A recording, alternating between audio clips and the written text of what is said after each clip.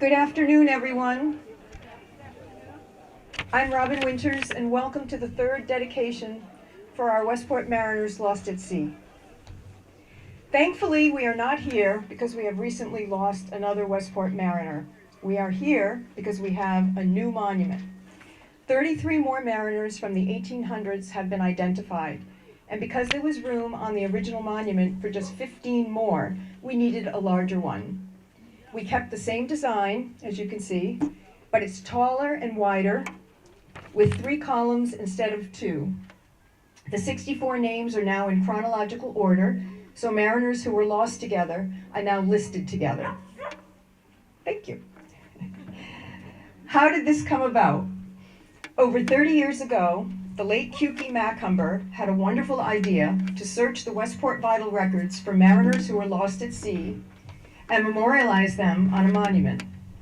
He found 30 names, which included names that were given to him. With the support of the Westport Fishermen's Association, a monument was placed here at the Point Docks, and a dedication was held on Sunday, August 3rd, 1997.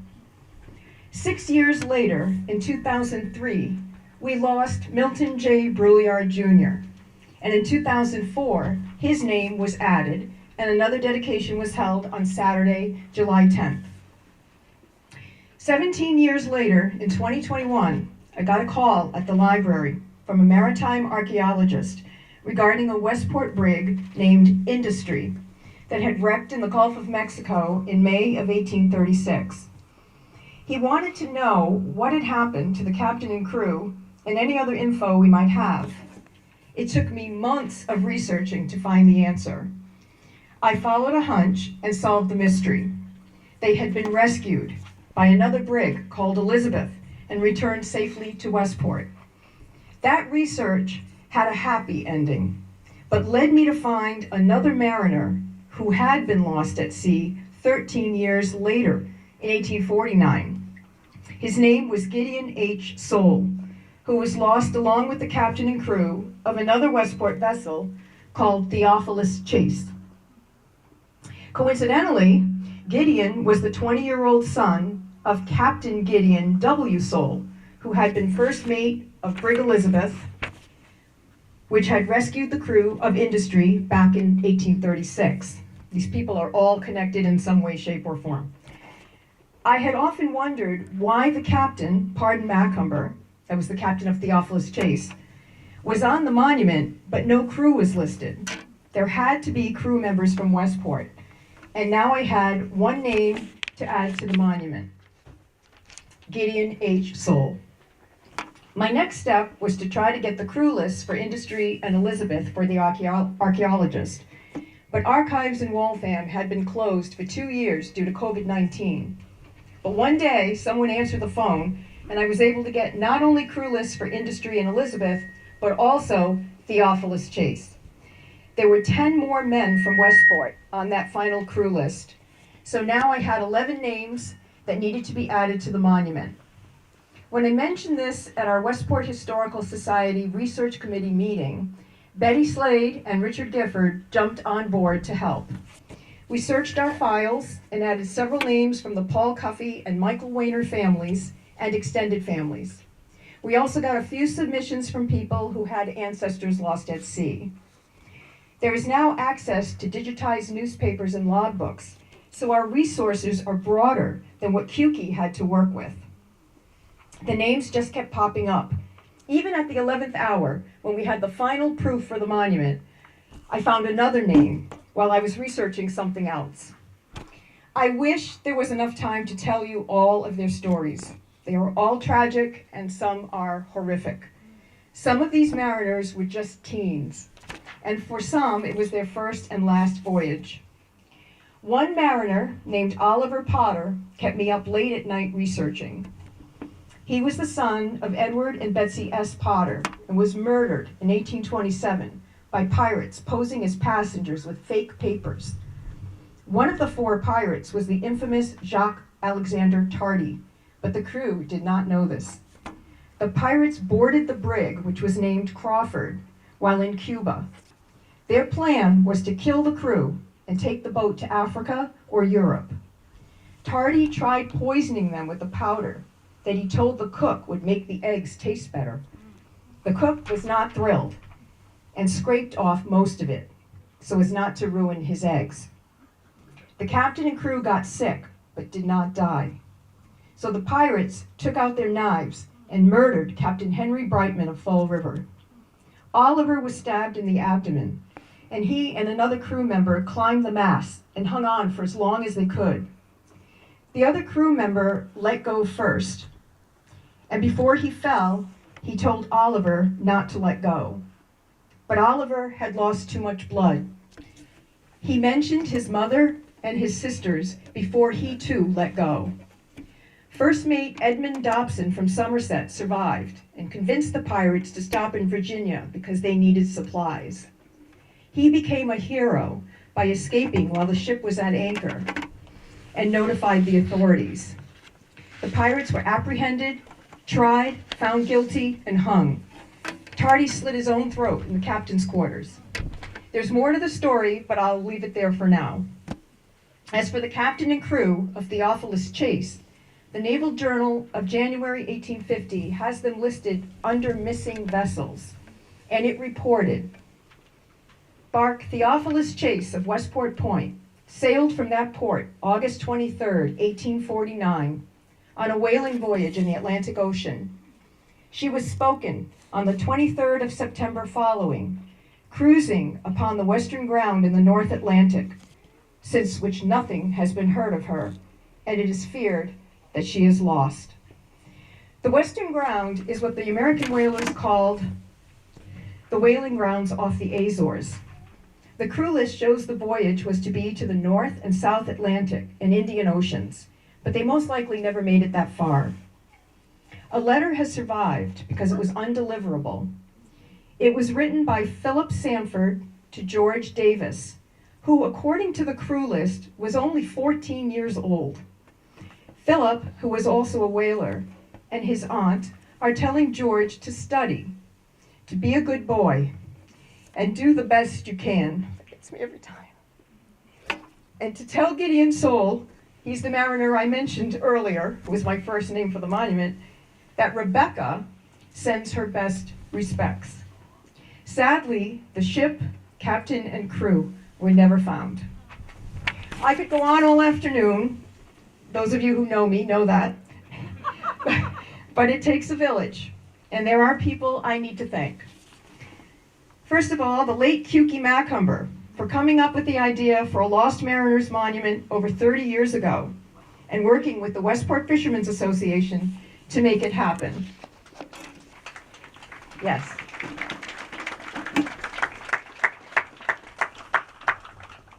Betty Slade and Richard Gifford, who jumped on board with me for this project. Betty found the funding, made it happen, and helped with organizing the dedication. Richard was always available to consult with, even when I thought I was bugging him, and both helped with research. Ray Shaw for designing the souvenir program, which hopefully everyone got a copy of that. Jen Mulvey and Albany's Monuments for the beautiful work, and Jen for her patience with all the additions and changes.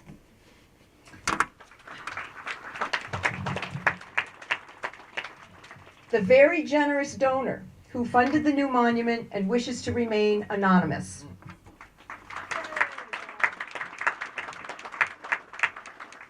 Brenda Figueredo for the use of the Paquachuk porch.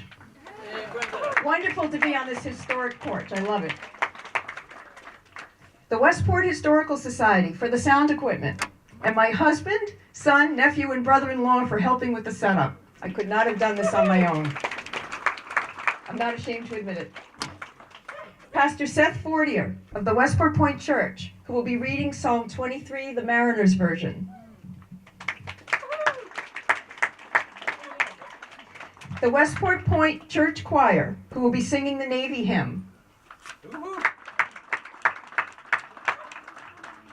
The Eastern Medicine Singers of the Pocasset Wampanoag tribe. And I know three of them, Chief Robert Two Running Elk Cox, Chief Darrell Black Eagle Jameson, and Chief Danny Three Bears Davis. They will be honoring their ancestors and all our brave mariners and their families. Gay Gillespie for making the wreath that will be cast by Milton J. Brouillard III and his sister Elizabeth Perry, who are the son and daughter of lost mariner Milton J. Brouillard Jr., accompanied by Dante's Prayer by Lorena McKenna. The neighbors for their patience and accommodating parking. We won't be long, I promise. Sergeant Mello and the Westport Police Department for keeping us safe. And all of you for attending today, especially the family of Robert DeJesus Jr., the family of Milton J. Brouillard Jr., the Paul Cuffey and Michael Weiner descendants, and those of you who have loved ones or ancestors on the new monument, and all those who work on the sea.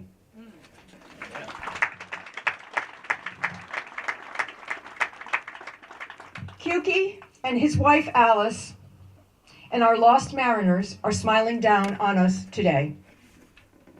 And now let us honor and remember our Westport mariners lost at sea. Thank you, Robin. Please join me in prayer. The Lord is my pilot, I shall not drift.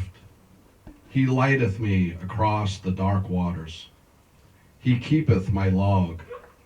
He guideth me by the star of holiness for his name's sake. Yea, though I sail mid the thunders and the tempests of life, I shall dread no danger, for thou art near me. Thy love and thy care, they shelter me. Thou preparest a harbor for me in the homeland of eternity. Thou anointest the waves with oil, my ship rideth calmly. Surely sunlight and starlight shall favor me on the voyage I take, and I will rest in the port of my God forever. Amen.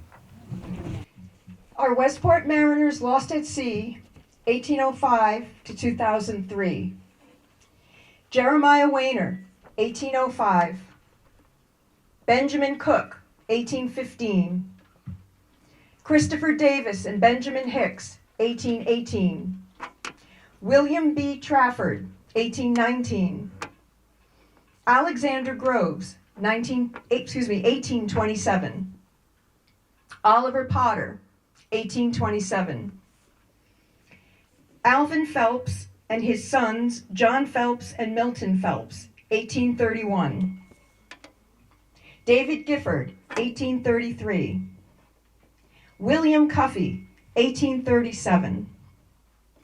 The following 12 mariners were the Westport captain of Theophilus Chase and members of the crew who were from Westport.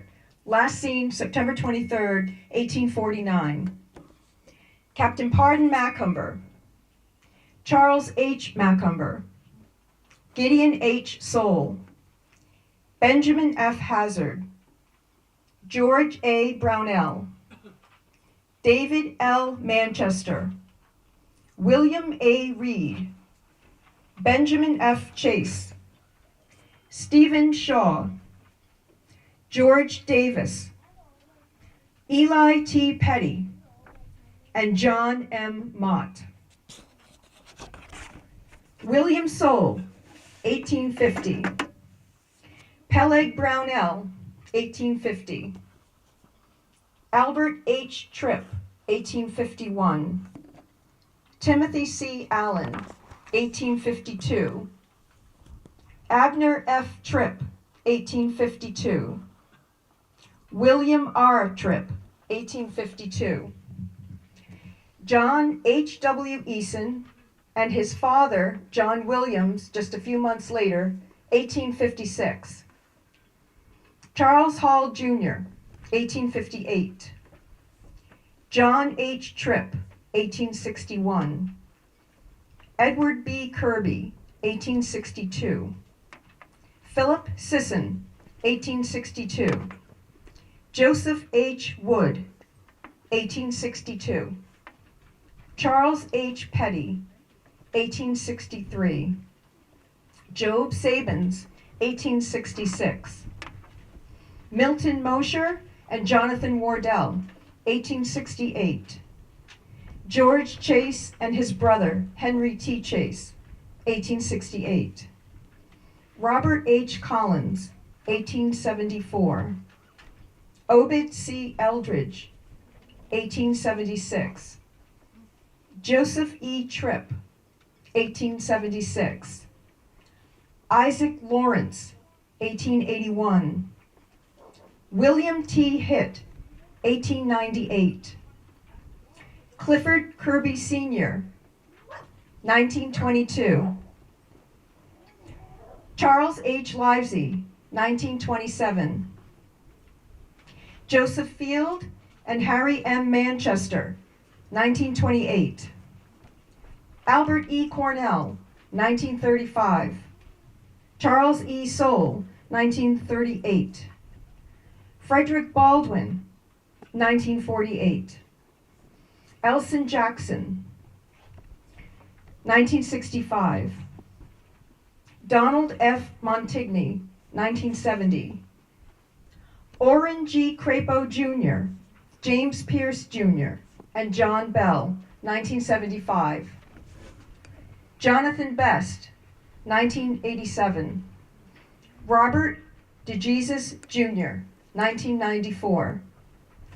Daniel Bernier, 1994. Milton J. Brouillard Jr., 2003.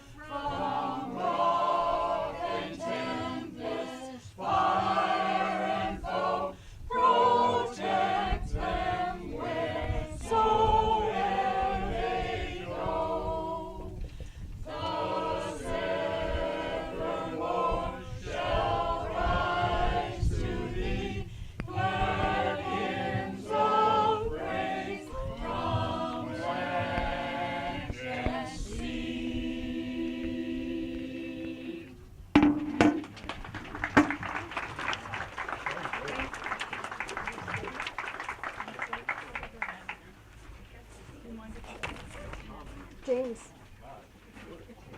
Oh, was I supposed to bring it? I forgot. No, you can come up here. It's off, don't turn it on.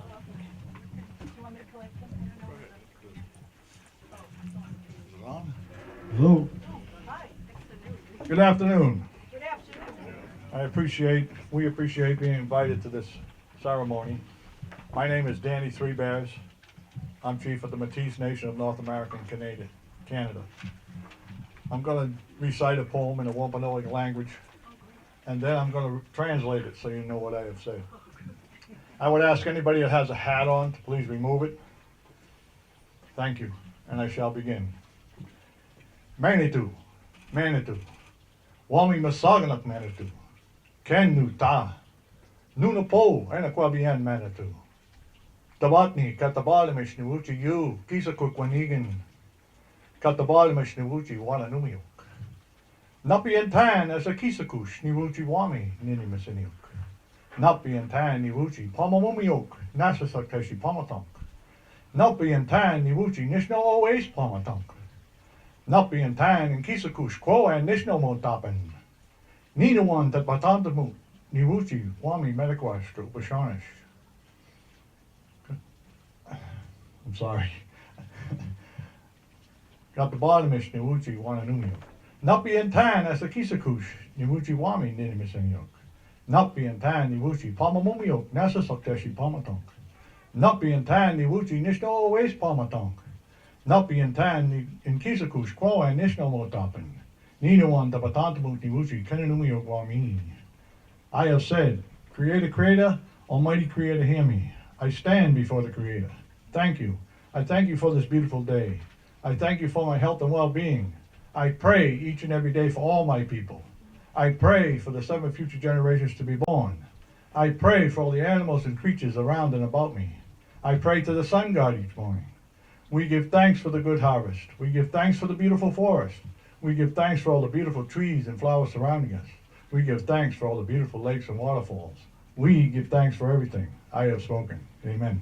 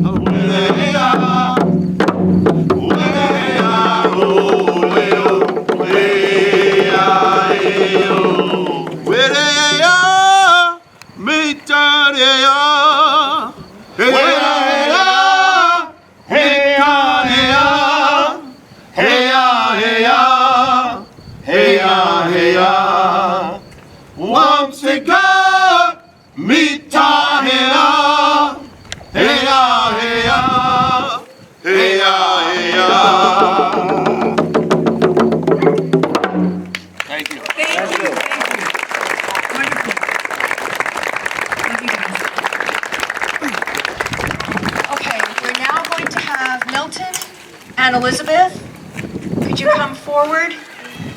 Betty has the wreath for you.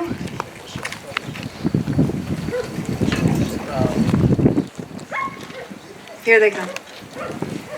Okay, and which dock are we going to use, Betty? Going off the bridge. We're going to go off the bridge, okay. This is for the ceremonial casting of the wreath.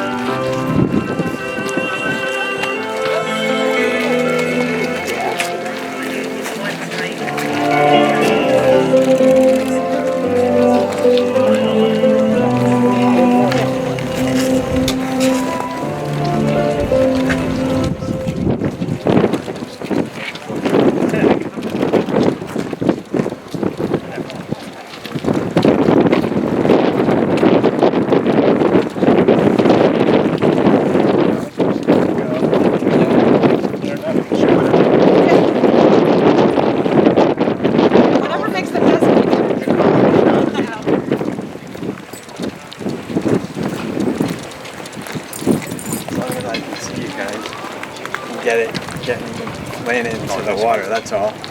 Yeah, we'll go in, the water's going. That's good work. That's good work, Pine. You do it here. Come a little closer. Oops. Sorry.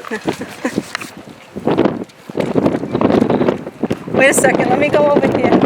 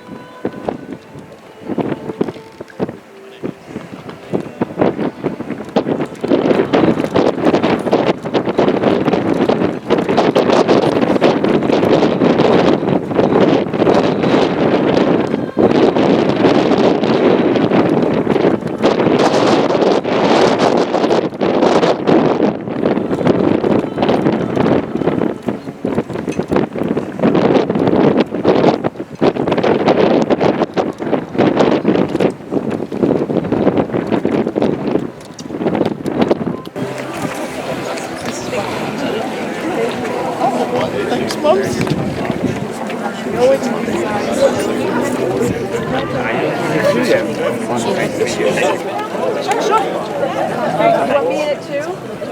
Oh, no, I don't. Can I go? I had both your mom and dad in high school.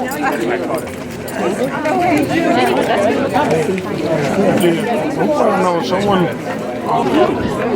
Hi, sir.